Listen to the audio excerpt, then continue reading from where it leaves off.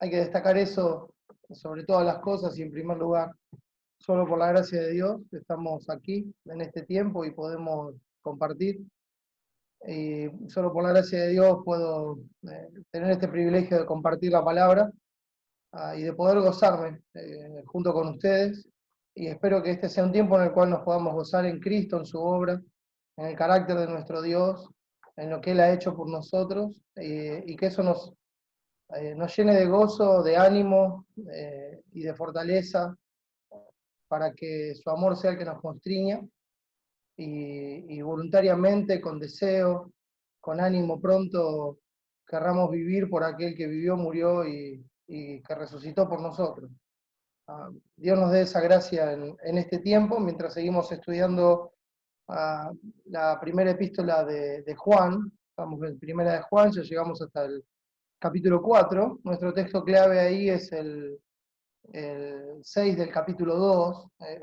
Desde que empezamos estamos con él y espero que podamos recordarlo. Dice el texto: el que dice que permanece en él debe andar como él anduvo. Entonces, que ese sea nuestro texto clave y nuestro pensamiento a lo largo de toda la epístola, a ver las herramientas que Dios nos va dando para que justamente no solamente hablemos con los labios acerca del Señor, sino que vivamos como Él vivió, que podamos ser como Él es, o sea, ser cristianos, imitadores de Cristo, discípulos de Cristo, seguidores de Cristo, y que así seamos llamados hijos de Dios, por el amor que el Padre nos ha dado. Y a esta altura de la epístola, encontramos a Juan haciendo un recuento clave. Hemos visto a lo largo del estudio que el amor atraviesa toda la epístola, que es fundamental en la enseñanza. Entonces se hace mucho hincapié en el amor de Dios, en el amor que uno tiene hacia el hermano, el amor hacia el prójimo. Se hace mucho hincapié todo el tiempo y se lo da como una clave central en esta epístola. Así como en Santiago se habla de la fe, que es lo que se ve a través de las obras, se habla de una fe viva. Aquí la clave también se traduce en algo que viene por la fe, y es que Dios nos ha dado, que es el amor. Entonces, este recuento es clave para no dejar dudas en el contraste que Juan viene haciendo a lo largo de toda la epístola, entre el que es y el que no es, entre el que dice y no hace, y el que dice que conoce pero vive como si no conociera. El contraste es continuo entre los nacidos de Dios y los que no son nacidos de Dios, y así llegamos acá para ver a partir de este pasaje un contraste que es práctico y definitivo, o sea, es terminante. Cuando uno mira lo que dice es algo que es terminante. Entonces, debemos recordar siempre que esto no es para que nosotros solamente estemos mirando a los demás, sino que el primer examen y el examen profundo, al que nos llamó también el final del capítulo 3, sea sobre nosotros mismos, sea que examinemos las intenciones de nuestro corazón, algo que ninguno de nosotros puede ver, nadie de los que nos rodean puede ver, es algo que está entre nosotros y Dios, y que nosotros sí sabemos que Dios lo ve, que Dios lo sabe, que Dios no puede ser burlado, y que debemos hacer el examen a la luz de la Escritura para ver con qué intenciones hacemos las cosas, cuáles son nuestras motivaciones para hacer las cosas, si es que nosotros lo estamos haciendo por amor a Dios, por amor a la gloria de su nombre, y en base a eso es que guardamos sus mandamientos, los obedecemos, amamos a los demás, o si lo estamos haciendo por otras motivaciones. Entonces es algo que debemos examinar profundamente. Y a la vez esas herramientas, como la escritura, la palabra que Dios nos ha dado, nos permiten también comprobar que las confesiones verdaderas no son solo de palabras, sino que son en hechos. Ver lo que se dice a la luz de la Escritura y ver no solamente lo que se dice, sino lo que se hace, la forma en que se vive. Que se vive. Veíamos el espíritu de verdad y el espíritu del error. Entonces una persona que habla de Dios, pero que no hace lo que Dios dice, que no se sujeta a lo que Dios dice, que no guarda lo que Dios dice, que no procede como Dios manda, no es de Dios. Aunque lo diga a los cuatro vientos, aunque lo quiera confesar, si esa persona no hace lo que Dios manda hacer, si no obedece a Dios, entonces no es de Dios. Si no tiene el anhelo de guardar sus mandamientos, si quiere hacer las cosas a su manera, si niega que eso es pecado, si de esa forma está negando a Dios y llamando a Dios mentiroso, está negando la obra de Cristo, entonces no es de Dios, dice la palabra. Nos dio algunas claves, Juan, y por ejemplo la reacción a la palabra, la reacción que estas personas tienen cuando escuchan la palabra, las acciones que hacen en sus vidas, el carácter en el andar diario, esa, hermanos, es la verdadera confesión de vida, esa es la confesión que debemos observar. Creer en el Hijo de Dios, en Jesucristo, como lo llama al final del capítulo 3, es mucho más que solo palabras, mis hermanos, se confiesa con la vida, se confiesa con el proceder de cada uno, con las acciones de cada uno. Entonces el examen de la palabra, el examen que debemos hacer con la palabra, es para que nosotros podamos ser librados del engaño. A veces nosotros mismos ser librados del engaño del pecado en nuestro propio corazón. Y también ser librados del engaño de los que vienen en nombre de Dios, o de los que tienen apariencia de piedad, pero con sus vidas niegan la eficacia de ellos. De aquellos que hablan del amor pero que no lo viven, de aquellos que hablan de amar a Dios, de amar a los hermanos, pero que no lo ponen por obra, no lo practican. Entonces están negando la misma verdad que proclaman decir. Entonces eso es algo que tenemos que tener muy en cuenta. Y el mandamiento, hermanos, que Dios nos haya dado las cosas como mandamiento, y hago un muy breve paréntesis de algo que digo siempre, cuando Dios nos da un mandamiento en nuestra vida, y fíjense que la vida cristiana se trata de guardar los mandamientos. ¿Por qué? ¿Por qué nos lo tiene que dar como mandamiento? Porque no es natural en nosotros. No es algo que nosotros vamos a hacer naturalmente. No es algo que a nosotros nos nazca del viejo hombre de nuestro ser. No nace de ahí. Entonces Dios lo tiene que dar como un mandamiento para que lo pongamos por obra. Entonces, obedecer el mandamiento. Obedecer el mandamiento, hermanos, es un yugo imposible de llevar sin Cristo. Es un yugo imposible de llevar sin Cristo. Vamos a avanzar un poco más hoy en el pasaje, con la ayuda de Dios, y ver algo que es clave en nuestro tema. En los versículos 7 y 8 del capítulo 4, dicen así, dice así la palabra de Dios: amados, amémonos unos a otros, porque el amor es de Dios. Todo aquel que ama es nacido de Dios y conoce a Dios. El que no ama no ha conocido a Dios, porque Dios es amor. Lo vuelvo a leer. Amados, amémonos unos a otros, porque el amor es de Dios. Todo aquel que ama es nacido de Dios y conoce a Dios. El que no ama no ha conocido a Dios, porque Dios es amor. Vamos a ver, hermanos, en este pasaje, con la ayuda de Dios, el amor verdadero. El amor verdadero. Y pidamos a Dios que nos ayude a amar como Él nos amó, para que así podamos honrarle con nuestras vidas y confesar a Cristo. Oremos. Nuestro buen Dios, y Señor, nuestro amante Padre que estás en los cielos, te damos muchas gracias, Señor. Tú eres la vida misma, eres el autor de la vida.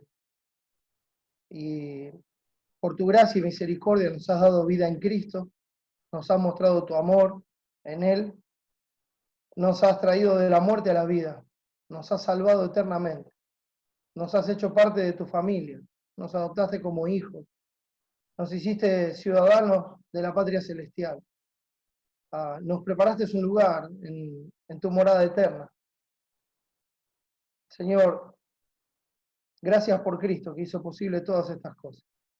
Gracias por ese amor tan grande que nos has tenido, que es incomparable, que es infinito, que es eterno, que es inmutable, que no depende de nosotros.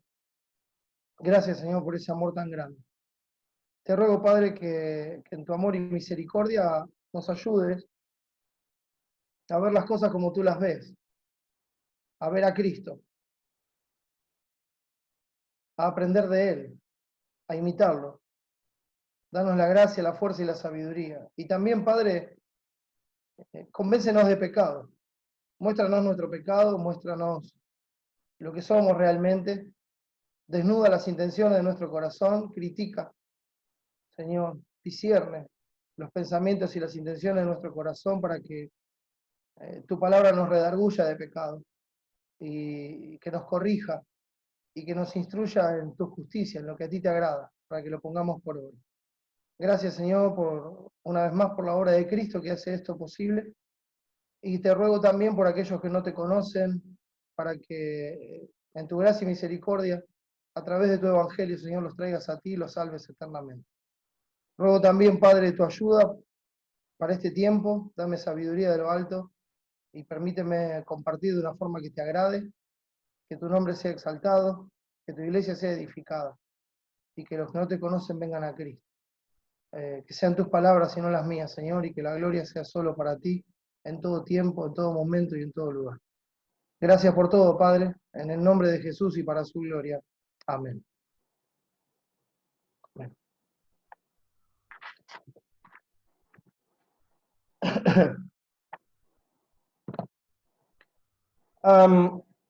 Habíamos llegado hasta el versículo 6, hermanos, y me gustaría volver a leer el versículo 6 antes de empezar este tiempo.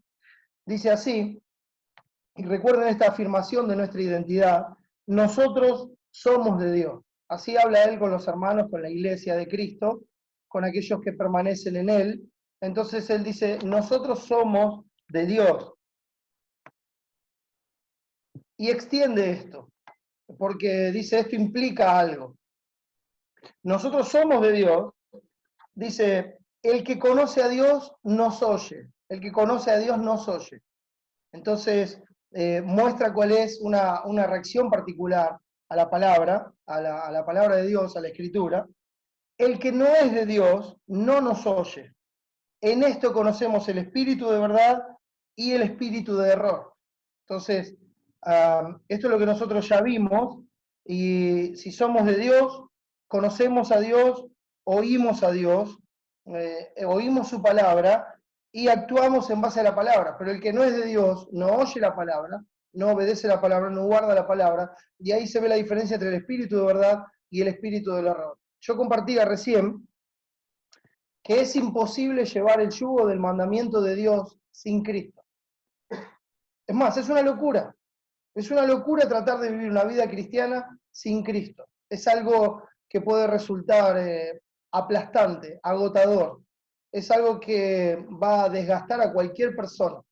La va a aplastar de una forma que lo va a llevar a ser una persona amarga, frustrada, triste, enojada, en todo tiempo, en todo momento. Cuando uno quiere vivir algo que no es natural en el hombre.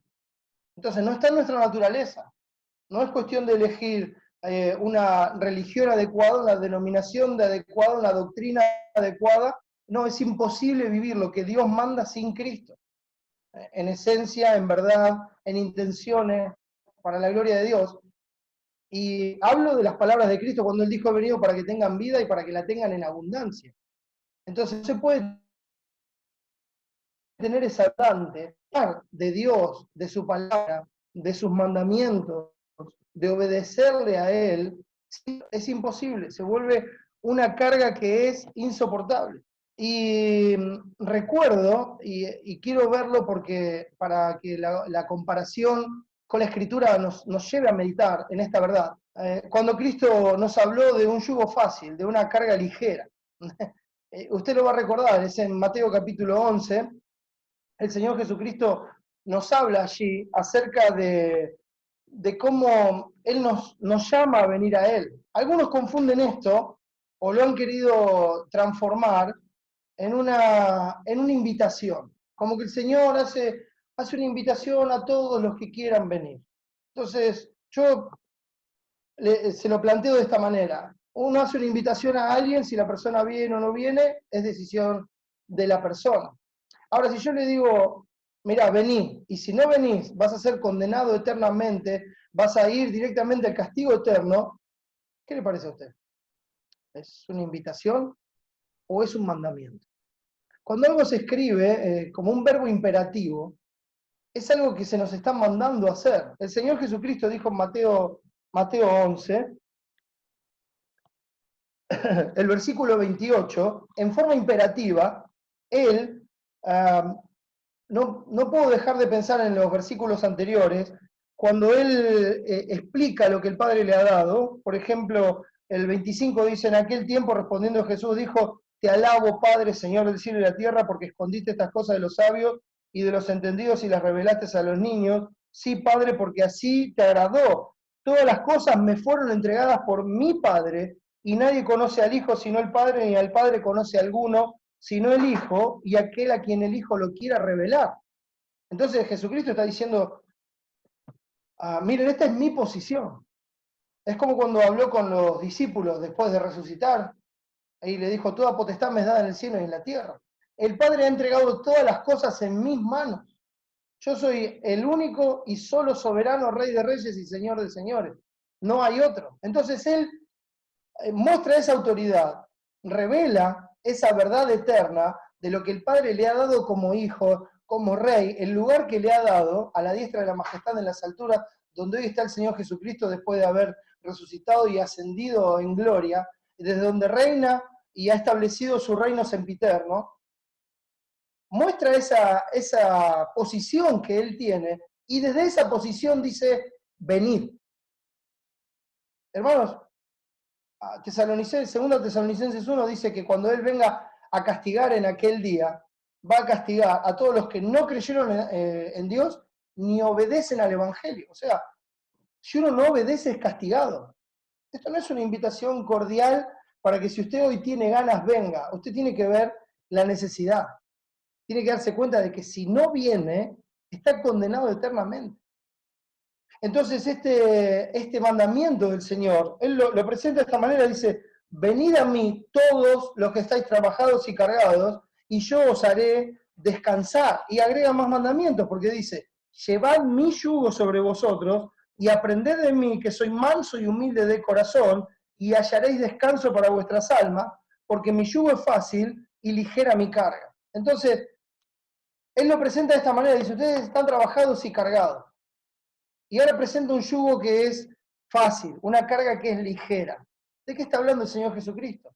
Hermanos, está hablando de la opresión del pecado. Jesucristo mandó a todos los que están trabajados y cargados a venir a Él para que Él los haga descansar. Y yo os haré descansar, dice. Vengan a mí, yo les voy a dar descanso. Ustedes no pueden hallar descanso. Ustedes no pueden encontrar descanso, pero tienen que venir a mí para que yo les dé el descanso. No hay otra forma de que ustedes lo puedan tener. Tienen que venir a mí para hallar ese descanso. Ahora, es interesante que él lo presenta como 3 mandamientos. El primero es: venid. Ustedes recuerdan Hechos 17:30, cuando el Señor dice: ahora, habiendo pasado los tiempos de esta ignorancia, ahora Dios manda a todos los hombres en todo lugar que se arrepientan. O sea, el arrepentimiento no es una opción, es una cuestión de vida o muerte. Pongo delante de ti la bendición y la maldición. Entonces, es una cuestión de vida o muerte. No es una sugerencia, es un mandamiento del rey. El rey ha hablado y manda a todos a que vengan a él. Venid a mí. Ese es el primer mandamiento. Dios manda a todos los hombres en todo lugar que se arrepientan. Y si una persona no se arrepiente y no viene a Cristo, es condenado por toda la eternidad. Por eso el versículo 31 de Hechos 17 dice: porque Dios ha establecido un día en el cual juzgará con justicia a todos los hombres, por medio de aquel, habiendo dado testimonio, ¿verdad?, de que va a hacer este juicio, por medio de aquel a quien Dios levantó de los muertos. Entonces, Él da fe de que hay un juicio con haber levantado a Jesucristo de los muertos y haber puesto a ese que levantó a los muertos como juez de vivos y muertos. Entonces dice: el juicio viene, arrepiéntanse. Y es un mandamiento. Y esto tiene el mismo peso, mis hermanos. Tiene exactamente el mismo peso. Nosotros podemos querer hacerlo amable y no le vamos a estar presentando la verdad a la persona. No le vamos a estar diciendo la verdad. Mirá, hoy está en riesgo tu alma porque no te podés jactar del día de mañana, porque no sabes lo que dará el día de sí. Ciertamente la vida es neblina que se aparece por un poco de tiempo y luego se desvanece. He aquí, hoy es el día aceptable, hoy es el tiempo de salvación. Y si nosotros no lo presentamos como lo que es, no le damos una correcta interpretación, no podemos hacer nunca una correcta exposición del texto y decir lo que el texto dice. El rey, aquel que le fueron entrega todas las cosas en sus manos, te manda a venir a él, porque estás trabajado y cargado. El pecado te ha cargado y te ha fatigado. Ha puesto su peso sobre ti y ya no lo puedes resistir. No, pero yo no siento el peso del pecado. Ningún muerto siente el peso del pecado. Ningún muerto. Si usted tiene un cuerpo muerto y le tira arriba 2 bolsas de cemento que pesan 50 kilos cada uno, quédese tranquilo que no se va a quejar. No va a decir nada. No va a decir nada. Por eso Cristo dijo, ¿quién conoce al Hijo? Aquel a quien el Hijo lo quiera revelar. Entonces, cuando una persona oye la voz del Señor y viene a Él, es porque el Hijo lo quiso revelar. Es porque el Padre le da vida, lo trae de la muerte espiritual a la vida, y la persona ve a Cristo, ve la gloria de Dios en la faz de Jesucristo, siente en esa vida por primera vez el peso y la carga de todo su pecado, como algo que ya no lo puede soportar, que no lo puede llevar, que ya no lo aguanta más, y viene a Cristo, viene a Él, porque es el único lugar donde va a hallar descanso para su alma, porque Él es el único que nos puede hacer descansar. Entonces se presenta como un mandamiento. Esto es muy importante. Y es importante para lo que estamos viendo en Primera de Juan. Por favor, no se lo olvide. No se lo olvide. Porque es muy importante ver que no es una carga. No es una carga. Por eso vamos y llevamos la carga al Señor Jesucristo. Entonces Él lo presenta así. Primer mandamiento, vengan y yo os haré descansar. Después dice, llevad mi yugo sobre vosotros. Lo presenta de esa manera. Llevad mi yugo sobre vosotros. Ese es el segundo mandamiento. Mi yugo. Ustedes están bajo un yugo. Ahora lleven otro. Sé que muchas veces se nos habla del yugo y nosotros enseguida pensamos en esa madera que normalmente tenía 2 arcos, donde se buscaban dos bueyes, 2 animales, que se los unía, a veces 2 asnos, se los unía con el propósito de tirar de un carro o tirar del arado. Ahora, piensen esto, si hablamos de ese yugo, normalmente se buscaban 2 animales que sean parecidos en tamaño, en fuerza, porque si no era un yugo desigual, uno tiraba por un lado, el otro para el otro, y el surco, en vez de salir derecho, salía totalmente torcido. Entonces había que buscar algo que sea parejo. Si nosotros entendemos el yugo de este pasaje como ese yugo, estamos en un problema grave. Porque a veces decimos, no, este yugo es fácil, es liviano, porque Cristo se enyuga con nosotros y se pone en el mismo yugo y Él lleva el peso. Sería un yugo totalmente desparejo, mis hermanos. Ahora, la palabra yugo tiene otro significado también.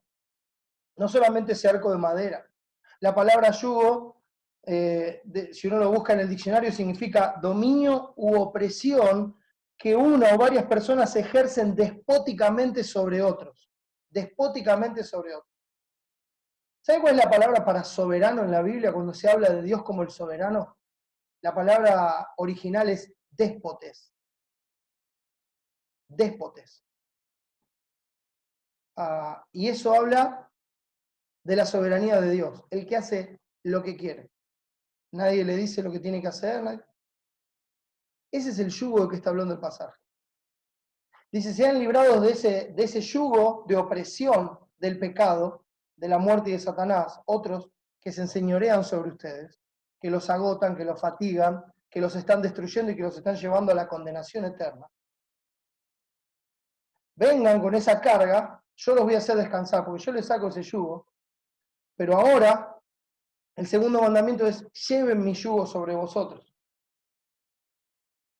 Y el tercer mandamiento dice, aprended de mí. Ahora, es interesante, ¿no? Porque habla, descanso. Bueno, descanso, pero lleva el yugo. Entonces, ¿en qué quedamos? ¿Descanso o yugo? ¿Cómo un yugo puede ser un descanso? ¿Dónde está el trabajo? ¿Verdad? El yugo está relacionado al trabajo, a la opresión. Entonces, esperá, me oprime uno y ahora me oprime otro. ¿Sigo cansado? No, esa es la diferencia. Y ese es el punto. ¿Por qué el yugo de Cristo es fácil? ¿Por qué esa carga es ligera? Y Él dice, aprended de mí, que soy manso y humilde de corazón. Ese es el tercer mandamiento. Aprended de mí. El tercer mandamiento que encontramos en el pasaje que nos da aquel que le fueron entregadas todas las cosas por el Padre, que es mayor que todo.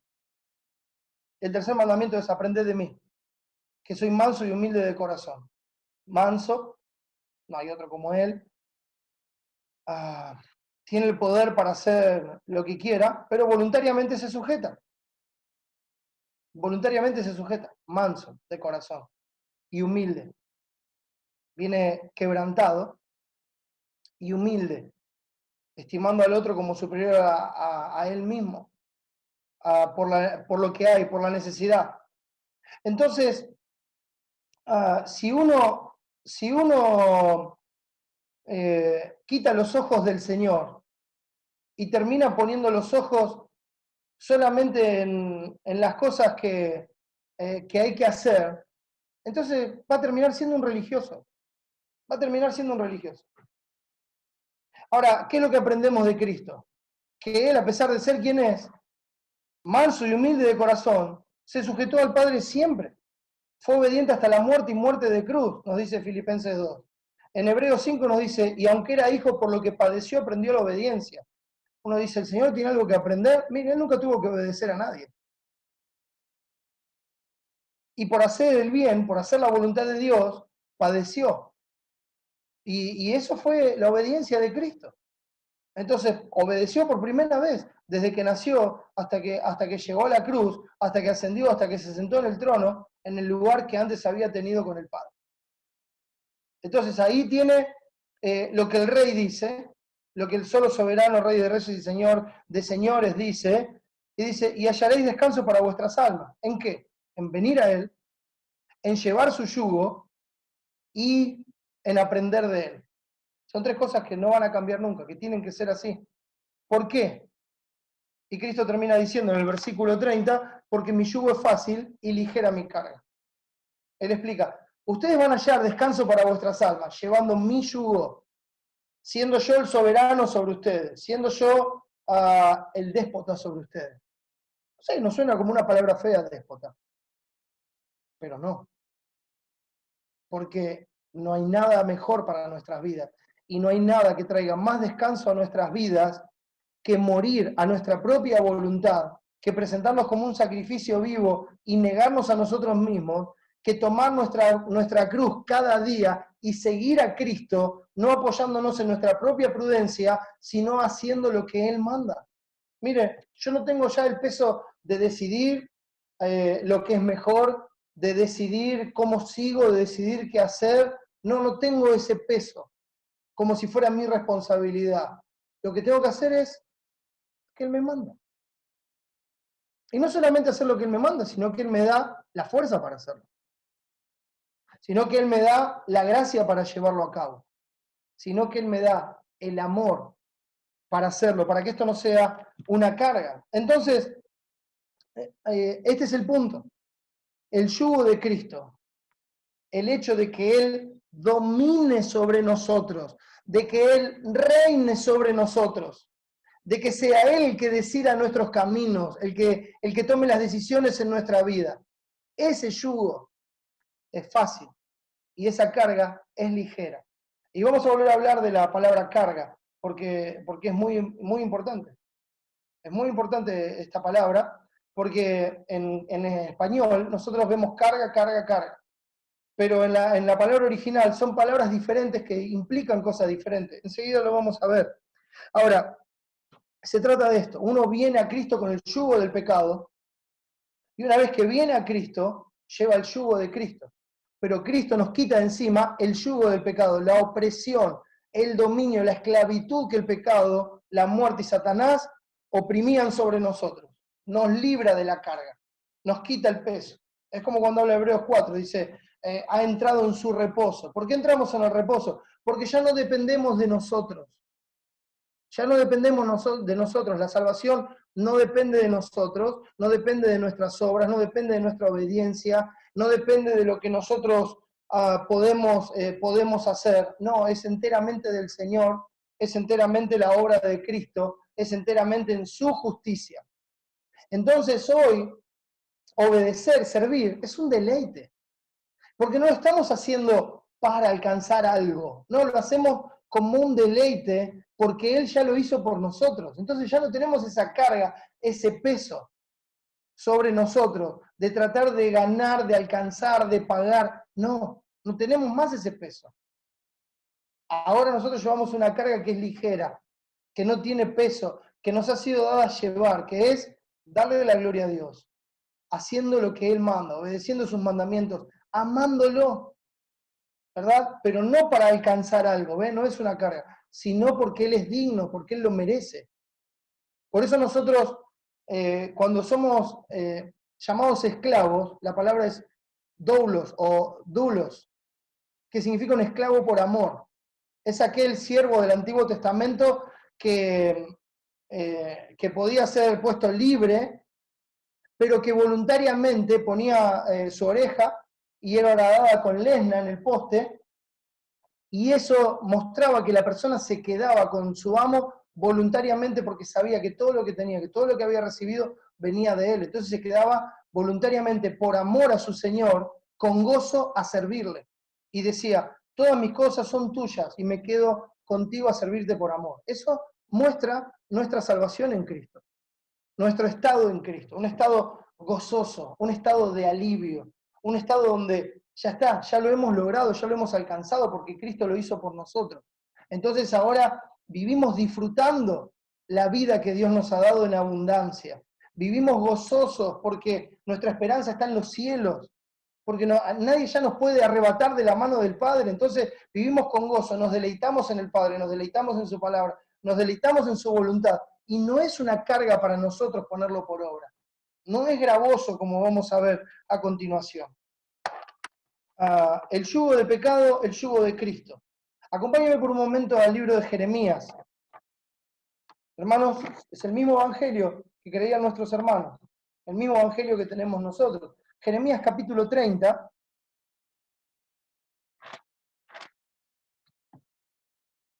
Hacía referencia a esta obra de Cristo y al yugo. Fíjese, solamente vamos a leer los versículos 8 y 9. Le animo a que pueda leer todo Jeremías. Vamos a ver varios pasajes ahora de Jeremías. Pero le animo a que lo pueda leer todo y va a ver siempre lo mismo. Siempre lo mismo. Siempre la obra del Señor. Lo que Él va a hacer y dónde está el verdadero descanso. Vamos a leer algunos textos claves acá. Pero por ejemplo, Jeremías 38, si ya lo tiene, dice así: en aquel día, dice Jehová de los ejércitos, yo quebraré su yugo de tu cuello y romperé tus coyundas, y extranjeros no lo volverán más a poner en servidumbre. Recuerda que las cosas que antes se escribieron para nuestra enseñanza. Entonces, muchas veces el pueblo de Dios fue puesto bajo presión por otros para que el pueblo aprenda lo que era estar bajo la opresión del enemigo y no bajo el yugo de Dios. Entonces Dios dice, bueno, vos no lo pudiste hacer, no pudiste cumplir la ley, entonces yo lo voy a hacer por vos.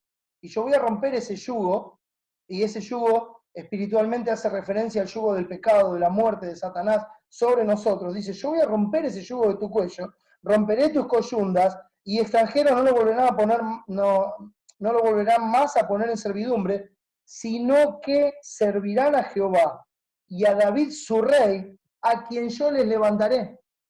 Ahora entendámoslo bien, hermanos, ¿de quién está hablando? Está hablando del Señor Jesucristo. David acá ya había muerto hace muchos años.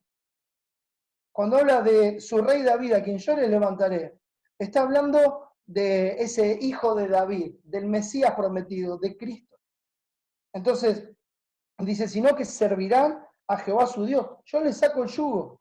Y ahora van a servir a Cristo, van a servir a su Rey eterno, aquel que por el Padre le fueron entregadas todas las cosas. Ahora, mire lo que dice el capítulo 6 de Jeremías. Capítulo 6 de Jeremías.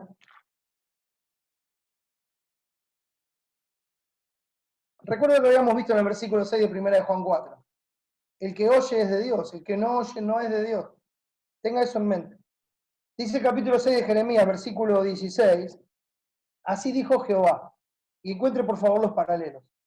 Paraos en los caminos y mirad, y preguntad por las sendas antiguas cuál sea el buen camino, y andad por él, y hallaréis descanso para vuestras almas. Cristo dijo, venid a mí, y yo os haré descansar. parados en los caminos, figurativamente los caminos de la vida, hay dos caminos, el ancho y espacioso, que conduce a la perdición, y el angosto, que conduce a la vida eterna.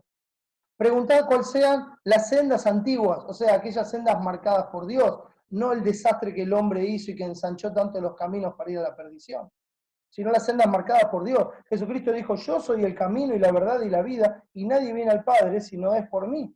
Él es el único camino.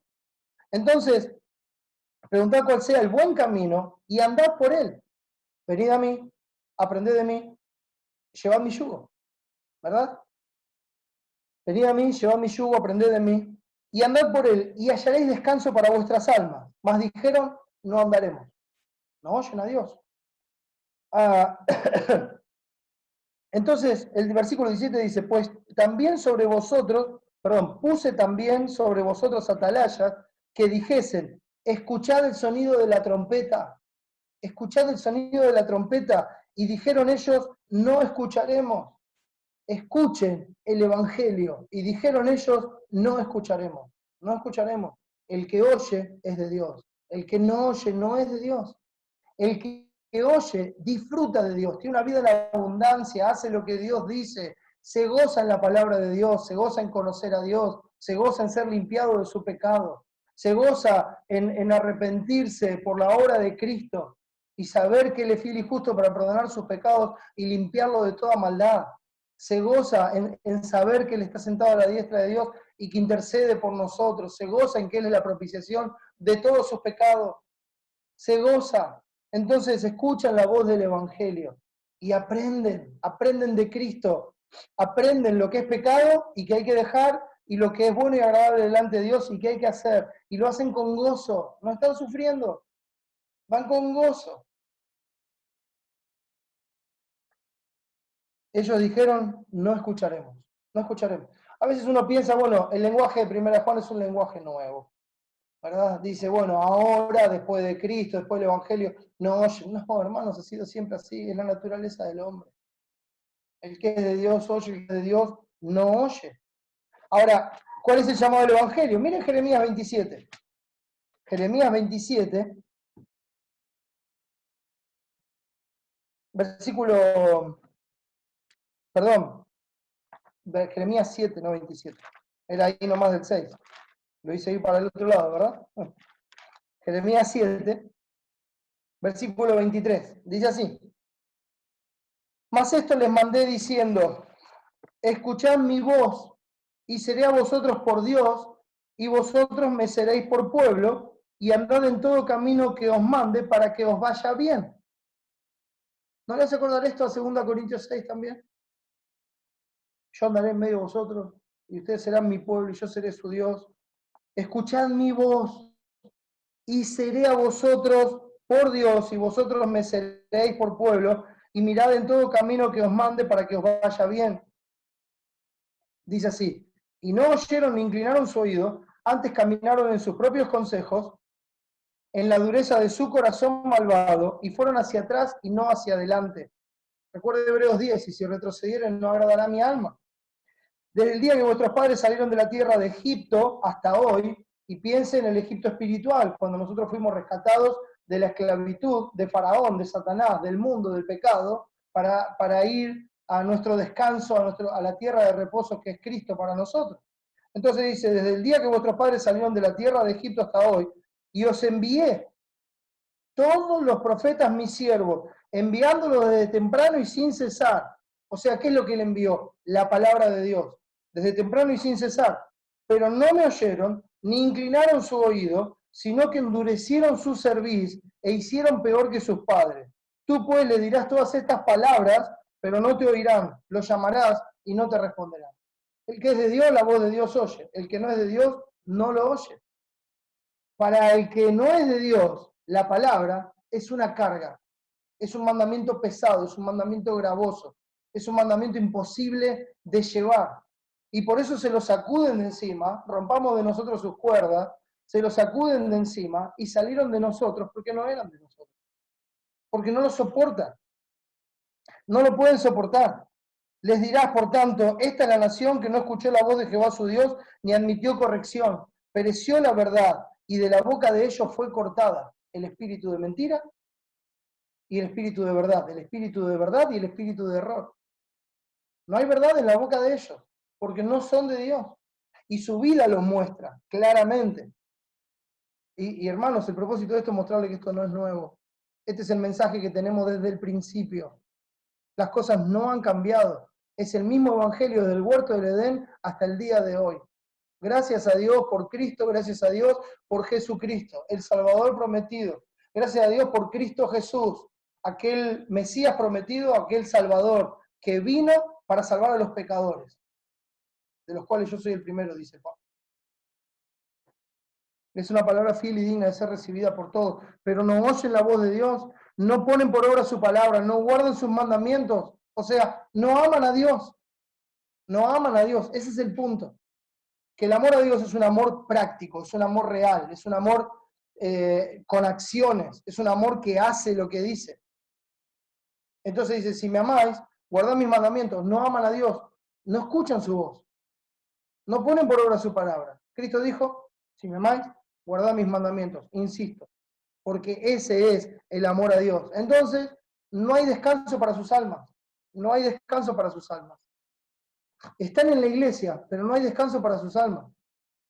No pueden estarse quietos, no pueden estar sin contender, sin debatir, sin buscar la vanagloria, no pueden.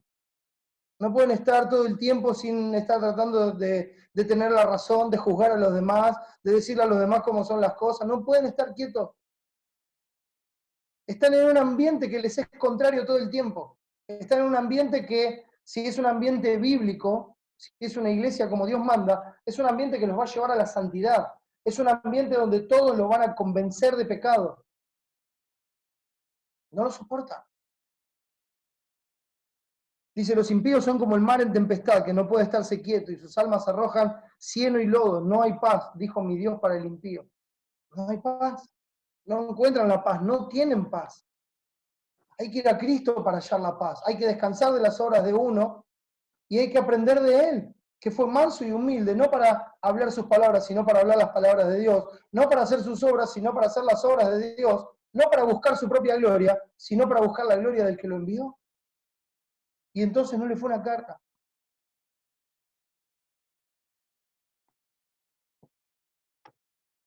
Estas personas están siempre insatisfechas, están siempre buscando más, o sea, de lo suyo propio. Están siempre queriendo alcanzar y no llegan, no llegan. Se ponen metas, pero están cansados, parece que al principio caminan bien, están gozosos, contentos, pero empieza a pasar el tiempo en la iglesia y empieza a cambiar su semblante.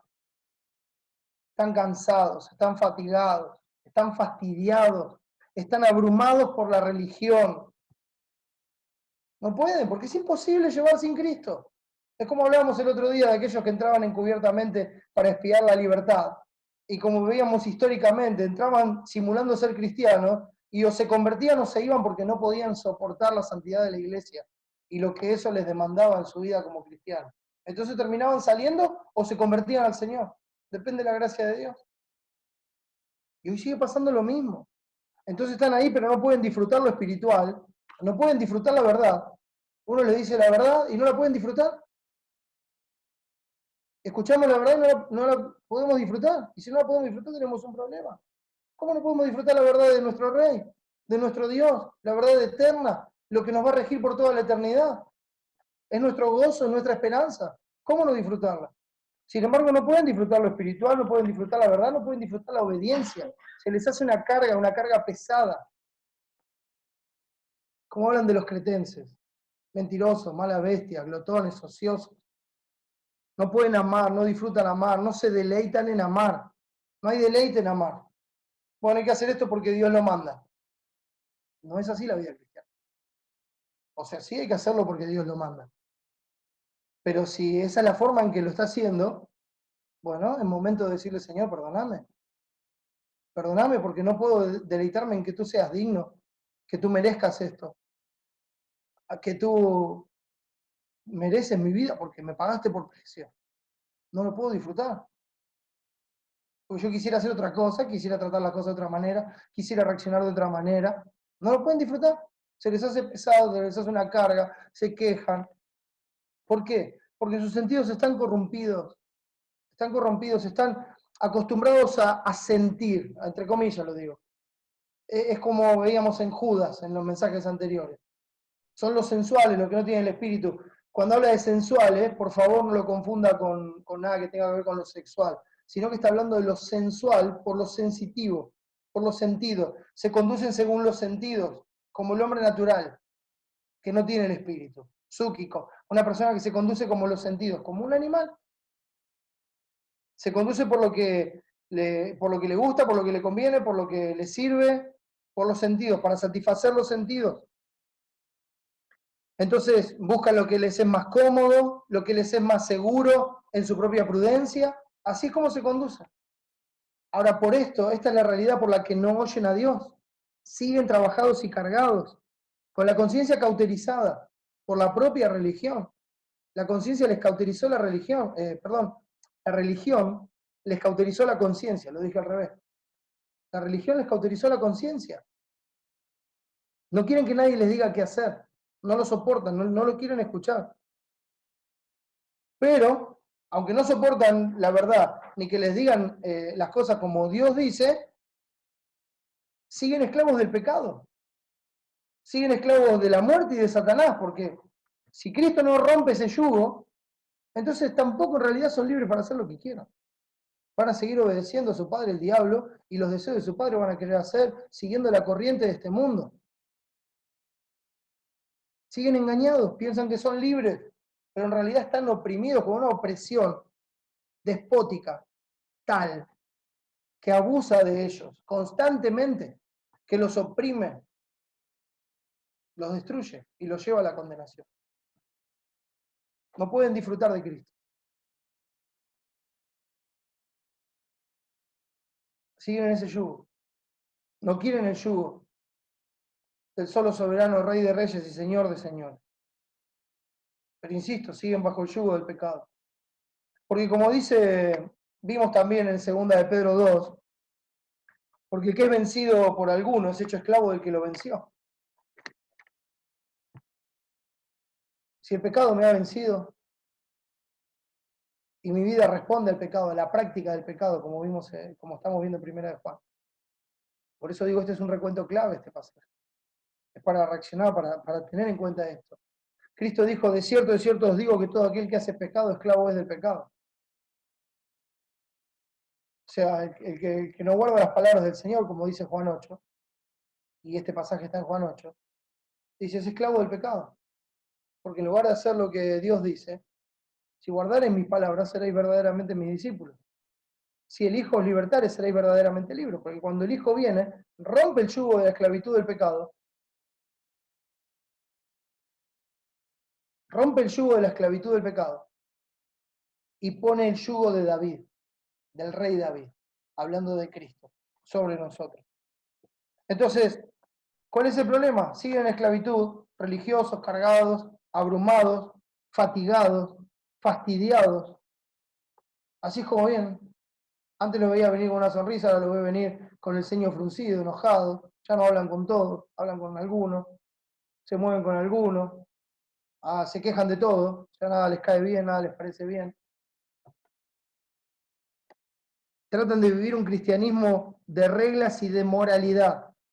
Y eso no es el cristianismo, mis hermanos. Recuerde que la Biblia no es un cúmulo de reglas morales para que uno sea un buen cristiano. No. No. La palabra de Dios es la verdad. Y es la verdadera vida abundante. Es como realmente disfrutar la vida. Y uno lo hace con gozo. No diciendo, acá tengo todos los casilleros marcados y yo hice esto, soy un buen cristiano. No. Si lo vive así se va a agotar. Entonces se trata de vivir un cristianismo de reglas y de moralidad que les permita tener, como dice Colosenses, cierta reputación de sabiduría en culto voluntario, en humildad y en duro trato del cuerpo, pero esas cosas no tienen valor alguno contra los apetitos de la carne. Tienen una apariencia espiritual, una apariencia de piedad, pero niegan la eficacia de ella porque no pueden hacer morir el pecado. No pueden dejar de practicar el pecado. Ahora, tienen esa apariencia de piedad, como dice, cierta reputación de sabiduría en culto voluntario. Como que mirá todo lo que hace esa persona voluntariamente. Mirá qué espiritual que es esa persona. Y eso es lo que buscan reconocimiento y posición entre sus pares, ahí, entre los hermanos de la iglesia. Y de cierto os digo que ya tienen su recompensa, porque eso es todo lo que van a tener. Algunos están buscando disimuladamente, lo digo entre comillas, disimuladamente, ¿no? Es como que no lo dicen, pero lo dicen. Lo dicen, pero no lo dicen. Pero cuando hablan y en sus conversaciones hacen saber a todos lo que están haciendo. Como que es casi una conversación colateral, es un daño colateral, ¿no? Entonces, por lo que te cuento, quiero que sepas que, mirá, hoy cuando estaba orando a las 4:30 de la mañana al Señor solo en mi habitación, me acordaba y uno dice, ya tienes tu recompensa. Ya tienes tu recompensa, ¿no? Entonces, no, porque cuando estaba leyendo, hoy en mi devocional que hago todos los días, y uno empieza a escuchar esas cosas, no, porque el otro día justo cuando fuimos a ayudar a alguien, me pasó tal cosa. ¿Se da cuenta? No hablan del punto, sino que disimuladamente quieren mostrarse a sí mismos, quieren exhibir su justicia. Y eso es fatigoso, es cansador, es agotador, es frustrante. Y más si no alcanzan el reconocimiento que buscan. Y así, miren, etcétera, etcétera, etcétera. Pueden ser un montón de cosas. Que de repente en la conversación sale así como dice, ¿para qué era necesario esto? ¿Por qué lo dijo? Bueno, cada uno debe examinar su corazón. Yo no puedo jugar las intenciones de nadie. Pero cuidado, hermanos, porque todos en algún momento hacemos esto. Queremos que los demás sepan lo que hicimos en secreto. Y si lo que hicimos en secreto lo ponemos a la luz en público, ya tenemos nuestra recompensa. No lo hicimos para Dios, lo hicimos por causa nuestra. Entonces, a través de ese camino, de esa reputación, de esa religión, buscan títulos y honores. Hay tantos títulos hoy. Pastor, maestro. No sabéis, maestro, muchos de vosotros, sabiendo que recibiréis mayor condenación. Pero quieren enseñarle a los demás cómo son las cosas. El honor de que los demás lo reconozcan. Quieren trayectoria y currículum. Porque estudió en tal lugar, porque pastoreó tantos años aquí, tantos años allá, y en estas condiciones, y escribió este libro y escribió el otro, y así es como se presenta. Pero después no pueden amar a los hermanos. No lo pueden amar. ¿De qué les sirvieron todos esos títulos? O ahí viene el doctor en divinidad. ¿Puedo hablar un minuto con el doctor en divinidad? No, no tiene tiempo de atender a los hermanos. ¡Wow! Entonces así, por sus hechos, o sea, por sus acciones, apaciguan su conciencia. Y dicen, no, yo estoy bien con Dios porque yo he hecho esto. Olvídese. Si usted piensa que está bien con Dios por el tiempo que lleva en la iglesia, porque hizo esto, aquello, lo otro, entonces Cristo no está en su vida. Porque la única razón por la que nosotros tenemos una relación con Dios es por la obra de Jesucristo. La única razón por la que somos aceptos delante de Dios es porque Él nos hizo aceptos en el amado. No tiene que ver con nosotros, tiene que ver con la obra de Cristo. Y ese es el descanso para nuestra alma. Ya no buscamos todas estas cosas, no las necesitamos. Porque la única aceptación que necesitamos es la de Dios. Y la tenemos en Cristo. Y ese es el descanso para nuestras almas. Lo que hacemos hoy no lo hacemos para acumular dinero en nuestra cuenta y que seamos reconocidos y que nos reciban en gloria con un gran camino de oro. No, hermano. No. Lo hacemos porque Él es digno.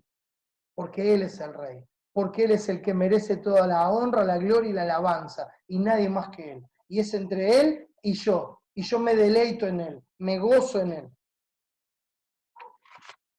No es por otra razón. Por eso, los que buscan estas cosas así no oyen la verdad. Porque la verdad constantemente los confronta con su propia miseria y nuestra miseria duele, mis hermanos. Duele nuestra miseria. Nuestra propia miseria nos enoja, nos pone mal. ¿Pero qué? Entonces todo está mal, todo es pecado, todo. Lo he escuchado muchas veces, ¿eh? ¿Y saben qué? Yo mismo lo he dicho. Yo mismo lo he dicho. Pero que entonces no me puedo mover. Estamos acostumbrados a movernos mal, a hacer las cosas mal. Y cuando el Espíritu de Dios obra en nosotros, si es el Espíritu de Dios, entonces lo vamos a ver como, wow, Dios me está cuidando, me está santificando, me está limpiando, me está haciendo como Cristo. Y nos gozamos en eso. Y nos gozamos en la obra del Padre. Y tenemos por sumo gozo cada vez que estemos en diversas pruebas, porque sabemos que la prueba de nuestra fe va a producir en nosotros paciencia, o sea, una constancia de ánimo para seguir haciendo la voluntad de Dios, aunque estemos siendo aplastados por las circunstancias. Esa es la paciencia, ese es el jupomone. Y si estamos ahí, decimos, Señor, dame sabiduría. Y Él da a todos abundantemente y sin reproche, y le será dada. Dame sabiduría para hacer lo que te agrada, para darte la gloria en esta situación. Tal vez no entiendo por qué me pusiste, pero permitime verlo para darte la gloria. Permitime hacer lo que a ti te agrada y no lo que mi corazón quiere. Ese es el punto. Entonces lo disfruta. Porque hermanos, cuando somos expuestos a la verdad nos lleva una y otra vez a ver nuestra miseria. Y cuando una persona está así, la verdad lo lleva una y otra vez a ver que sus méritos, hablo del religioso, lo lleva a ver una y otra vez que sus méritos, sus hechos, su nombre, su trayectoria, su currículum, su reconocimiento, no podrá redimirlos ni sostenerlos en ninguna manera. Entonces se frustran, se vienen abajo. Por esto es que no sufren, hermanos, no soportan la sana doctrina, tienen comezón de oír, quieren que los halaguen, quieren estar en un sistema religioso que digan, bueno, miren, acá acaba de entrar, qué buen hermano, un aplauso para el hermano por todo lo que ha hecho, por lo que donó, por lo que trajo, por las tareas que está haciendo. Por favor, hermanos, todos, pasémoslo adelante, démosle un diploma, démosle un reconocimiento. Eso no es una iglesia, mis hermanos, eso es un club. Eso es algo de este mundo. Nuestra gloria es Cristo, mis hermanos, y nada más, y es suficiente. Y si hacemos algo, es porque Él lo hace en nosotros para la gloria de Dios. No somos nosotros. Nosotros ya estamos descansando en su justicia. Y lo que hacemos, que es bueno y agradable delante de Dios, es solamente porque Él en su gracia nos hace aptos para toda obra buena, para la gloria del Padre. Son sus palabras, es su poder, es su gloria y no la nuestra. Ya tenemos todo en Cristo, en Él estamos completos. Entonces quiero un sistema que los halague, que le diga, no, tranquilo, estás bien, no, mirá qué cristiano que sos, mirá todo lo que hiciste en tu vida cristiana, mirá cuántos años hace que vas a la iglesia, mirá cuántos años hace que lees la Biblia, mirá cuántas veces orás, mirá qué espiritual que sos. ¿Saben qué? La palabra no nos trata así, nunca. Los sistemas religiosos sí. Entonces no soportan la sana doctrina, y estos maestros, estos falsos maestros, estos falsos profetas, se amontonan, como el tamo que lleva el viento, ¿vio? No tiene peso, son totalmente livianitos, entonces viene el viento, los lleva y los acumula todos en un solo lugar. Estos maestros se amontonan conforme a sus propias concupiscencias, conforme.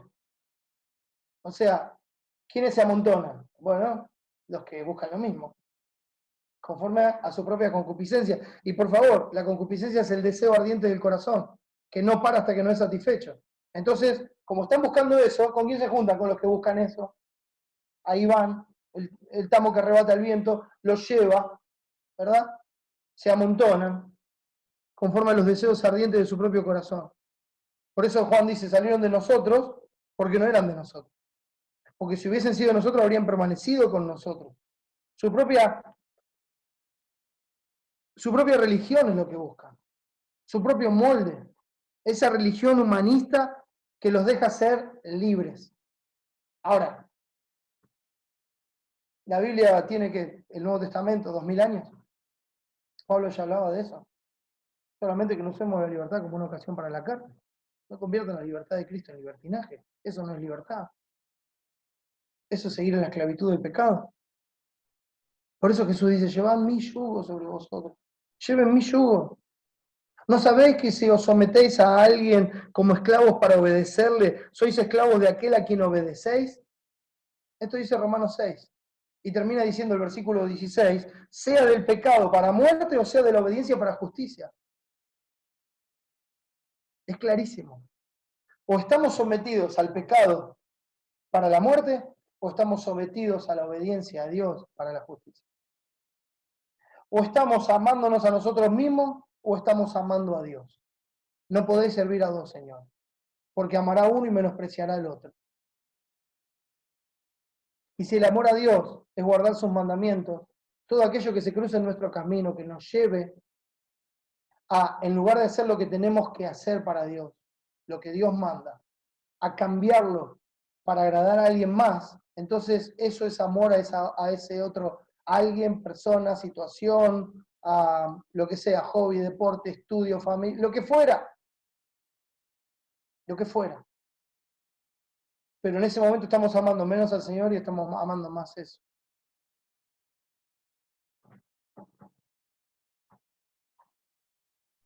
O sea que nuestra condición es de esclavos o esclavos. Ahora, yo quiero ser esclavo de Cristo. Porque Él me mostró su amor y me salvó.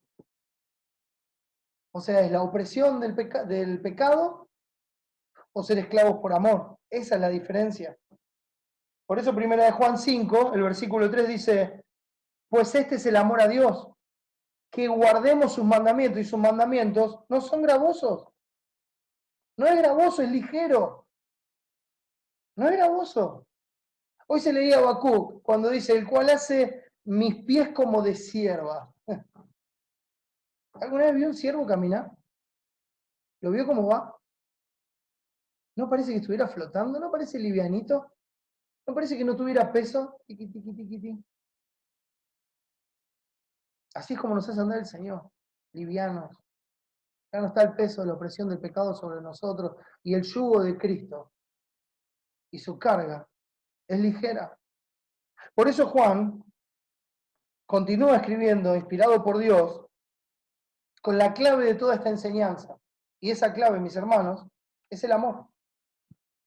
Es el amor. Ahí en 1 Juan 4, el versículo 7, que ya lo leí, dice así, amados, amémonos unos a otros porque el amor es de Dios. Todo aquel que ama es nacido de Dios y conoce a Dios. Entonces, fíjese, amados, otra vez con amor a toda la iglesia, a sus hijitos, a sus amigos, a sus hermanos. No hay mérito humano, acá no hay aplauso, no hay reconocimiento, no hay grandes hombres ni grandes siervos de Dios. No, hermano. Somos todos siervos de un Dios grande, nada más. Y por la gracia de Dios, somos lo que somos, nada más.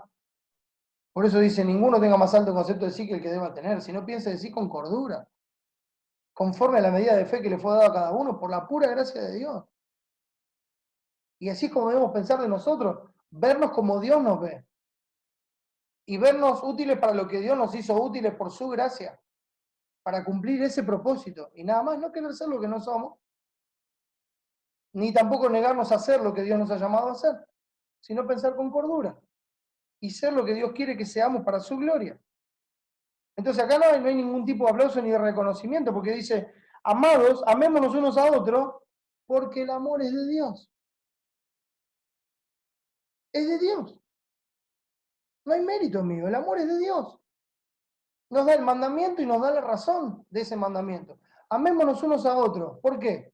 Porque el amor es de Dios. Porque Dios, hermanos, es el origen y la fuente del verdadero amor. No hablamos del amor del mundo, no hablamos del amor que conocimos en la carne, hablamos del verdadero amor. No hablamos de un amor sentimental o emocional, aunque el verdadero amor tiene sentimientos y emociones, pero no está basado en los sentimientos y las emociones, sino que está basado en las convicciones. Ese verdadero amor muestra sentimientos y emociones, claro que sí, claro que los muestra, pero no es eso la base, porque cuando los sentimientos y emociones cambian, el amor cambiaría. Sin embargo, el amor de Dios es inmutable, no cambia. Dios es el origen y la fuente del verdadero amor. Sin Dios no hay amor verdadero, es lo que nos enseña el pasaje. Por eso es clave, es un contraste fundamental. Es clave el pasaje. Entonces, si no hay verdadero amor, ¿qué tipo de amor hay? Bueno, un amor fingido, un amor aparente, un amor simulado, puede ser. Puede ser. ¿Se acuerdan cuando leímos el amor sea sin fingimiento, como dice en Romanos 12? O para amar sin fingimiento, por obediencia a la verdad. Puede ser un amor religioso, enseñado en la iglesia, y que uno se acostumbra a vivir en ese ambiente, con esa forma de hablar, con esa forma de actuar. Un amor religioso. Puede ser un amor interesado por lo que voy a conseguir a cambio. No, yo quiero hablar con el pastor, porque el pastor, los hermanos sí, pero no, pero el pastor, hermanos, todos engendrados por el mismo Padre, por el mismo Espíritu Santo. Nos gozamos. Cada uno cumple una función distinta, sin lugar a dudas, porque es según la gracia que Dios nos ha dado a cada uno. Y gloria a Dios por eso. Un amor interesado por lo que puedo conseguir de la otra persona, porque lo que la otra persona me puede dar. Un amor que me conviene, un amor conveniente, porque amo a esta persona por lo que puede venir después de esa persona, porque puede ser recíproco, puede ser. Puede ser que haya cualquiera de estos amores, pero amor verdadero, no, definitivamente no. Sin Dios no hay amor verdadero. Sin Dios no está el amor de la Biblia en nadie.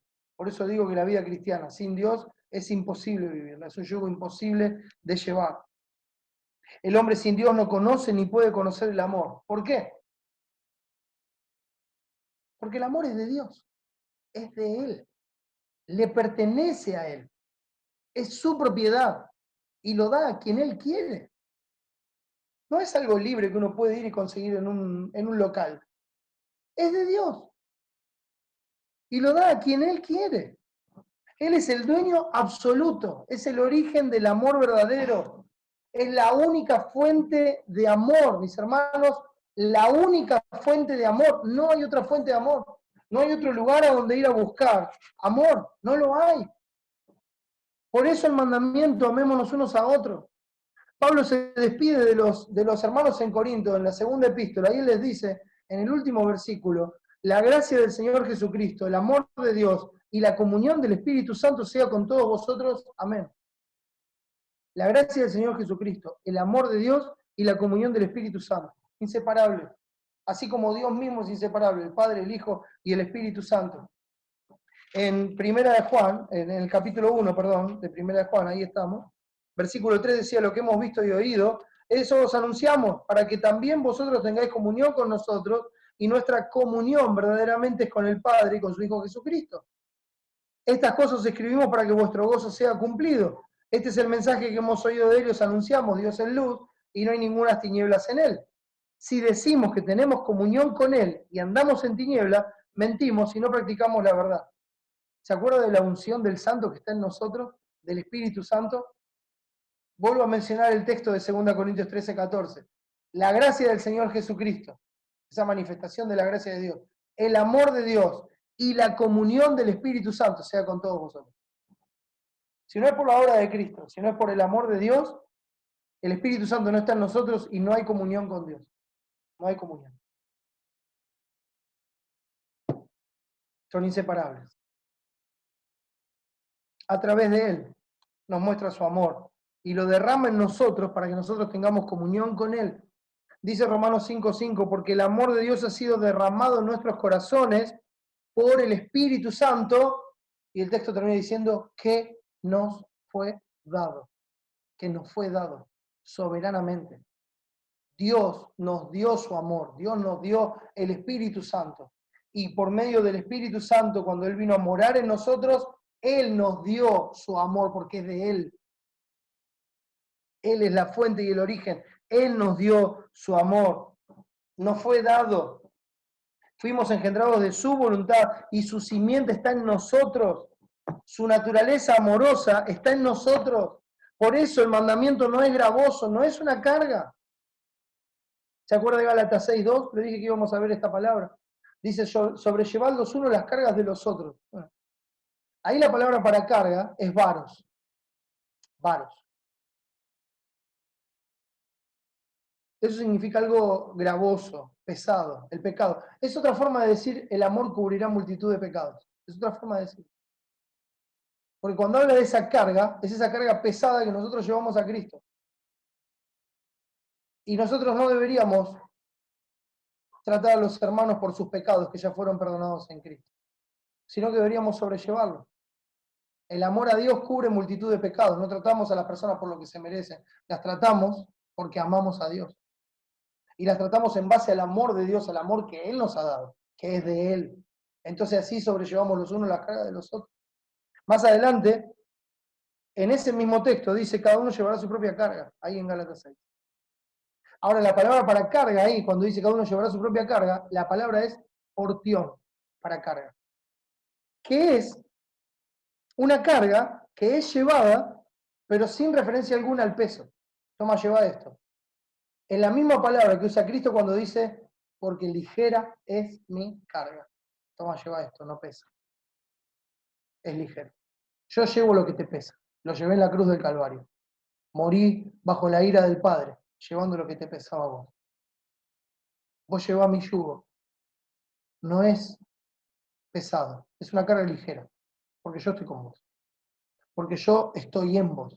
Porque yo te voy a dar el amor para que ames al Padre. Por eso, hermanos, si me permite la expresión, y espero que se entienda bien lo que voy a decir, el amor de Dios se suda.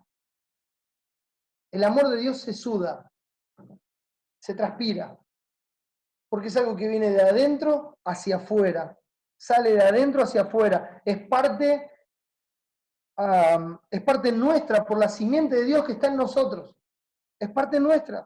Dios está en nosotros como fuente de ese amor. Por eso el versículo 7 termina diciendo, todo aquel que ama es nacido de Dios y conoce a Dios. Esa es la única manera de que amemos a Dios, de que el amor de Dios esté en nosotros. El versículo 19 del capítulo 4 dice, nosotros le amamos a Él porque Él nos amó primero. Entonces Él toma la iniciativa, Él ama, después vamos a ver eso en el próximo mensaje, Dios mediante. Él toma la iniciativa y nos ama cuando nosotros no lo merecemos, cuando nosotros lo aborrecemos, cuando huimos de Él, Él nos ama. O sea, Él empieza la obra y Él la termina. Y para asegurarse que la termina, pone en nosotros un corazón nuevo, el Espíritu Santo, y con el Espíritu Santo pone su amor para que nosotros lo amemos a Él. Y por amor a Él, amemos a los demás. Y así podamos sobrellevar los unos las cargas de los otros. Sobrellevar los unos las cargas de los otros y cumplir así la ley de Cristo. Cumplir, sobrellevar. ¿Ves? Son mandamientos. Porque no es natural en nosotros.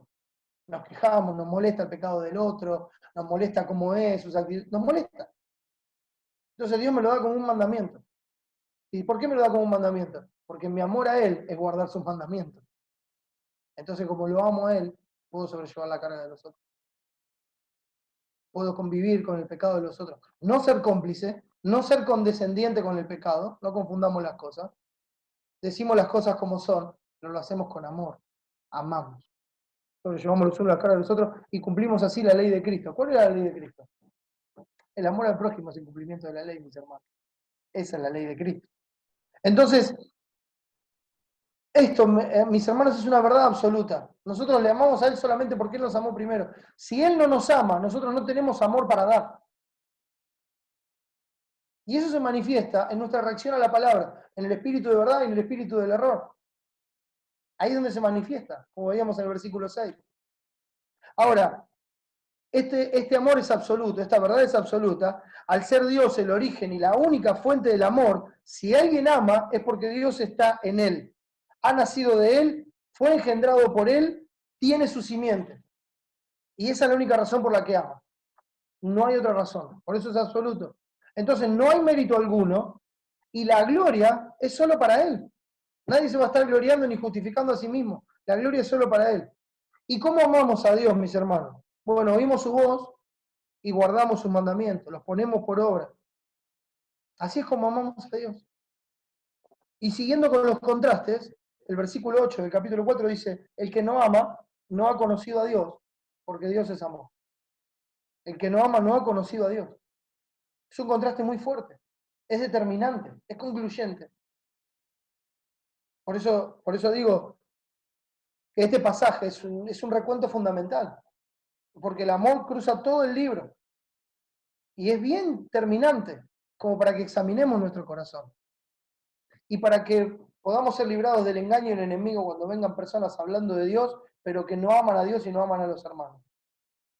Pero principalmente para examinar nuestro corazón y ver, el que no ama no ha conocido a Dios, porque Dios es amor, bien claro, bien conciso, si no ama, o sea, en el lenguaje de 1 Juan, si no oye, si no obedece, si le es una carga, si le es un fastidio, si le es una molestia hacer lo que Dios dice, si le es una molestia amar al otro, si le produce enojo, si lo hace, si es una cuestión de merecimientos del otro, no, él no merece que lo ame, él no merece que lo trate bien, él no merece que le dé nada. Si el amor es una cuestión de acepción de persona, no, porque a este sí, a este no, porque este me puede dar algo, aquel no me puede dar algo. Si el amor es una cuestión de que juzgamos quién lo merece y quién no, no ha conocido a Dios. ¿Se acuerda la palabra conocido, ginosco? Conocer de una forma real, una forma práctica, no en una forma religiosa, sino una forma real, concisa. Dice el Señor, el amor religioso, dice el Señor en Isaías 29, porque este pueblo se acerca a mí con su boca y con sus labios me honra, pero su corazón está lejos de mí. Y su temor de mí no es más que un mandamiento de hombres que les ha sido enseñado.